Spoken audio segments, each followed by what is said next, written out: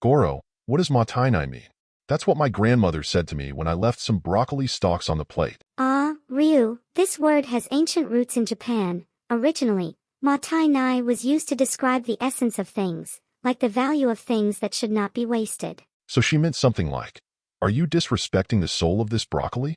Ha ha ha, in a way yes. The word evolved to express the feeling of regretting waste, whether material or spiritual, so it could be translated as, what a waste. Gee, spiritual essence of broccoli? It's not just about food, Ryu. For example, in Japanese Buddhism, Matai-nai is linked to the idea of gratitude for everything we receive, because everything comes from some effort. It's about respecting what we have and who produced it. Like licking on the chicken bone until you can't taste it anymore? Sort of, but this thought comes from the same cultural roots as when resources were scarce and everything was made the most of. Wait a minute. If Matai-nai has to do with gratitude, this is linked to Ita de Kamasu and Gochi Sasama, which you explained to me before, right? That's right, Ryu. When we say Ita de Kamasu before eating, we are thanking for the sacrifice of everything that makes up our meal, from the ingredients to the people who prepared them.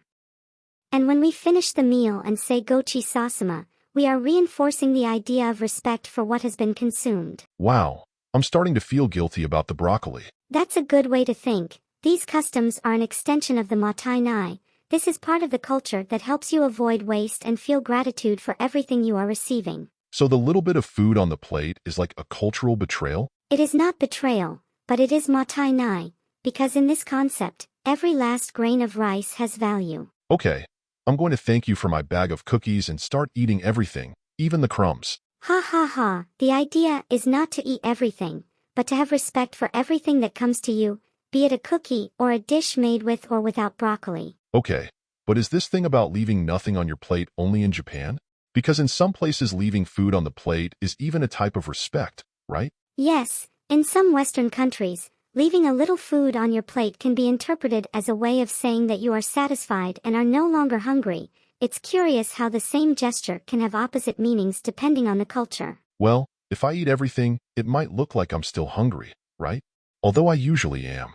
Ha ha ha. Ha ha ha, this shows how cultures view eating differently. That's why it's important to understand local customs. The key is balance and respect for the context. But the ideal would be to not waste anything, right? You're right, Ryu. In addition to the religious aspect, Matai-nai greatly reflects the history of Japan, which went through long periods of food scarcity. So, wasting food was unthinkable. Every grain of rice, every piece of fish was valued to the maximum. Now it makes more sense. In addition to Matai-nai, there is another Japanese concept that reflects the idea of avoiding waste, muda. Muda?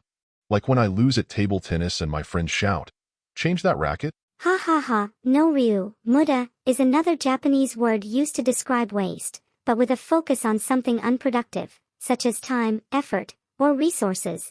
It is widely used in the context of production and efficiency, which tries to eliminate all types of waste to increase productivity. I understand.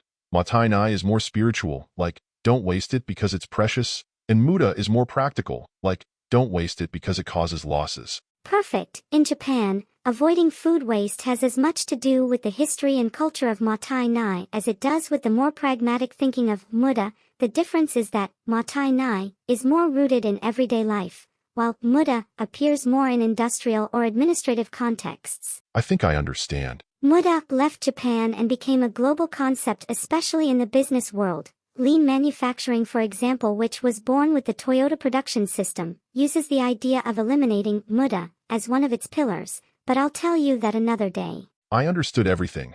Now it's clear to me why my mother even used the miyojo broth, mixing it with leftover rice to make us a delicious chicken soup, and all this in 3 minutes.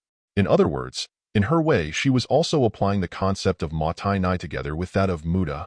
But the important thing about all this is that we never went hungry. My mother was an excellent administrator and domestic economist. Ha ha ha, you're very funny, and you also have a lot of incredible stories, Ryu.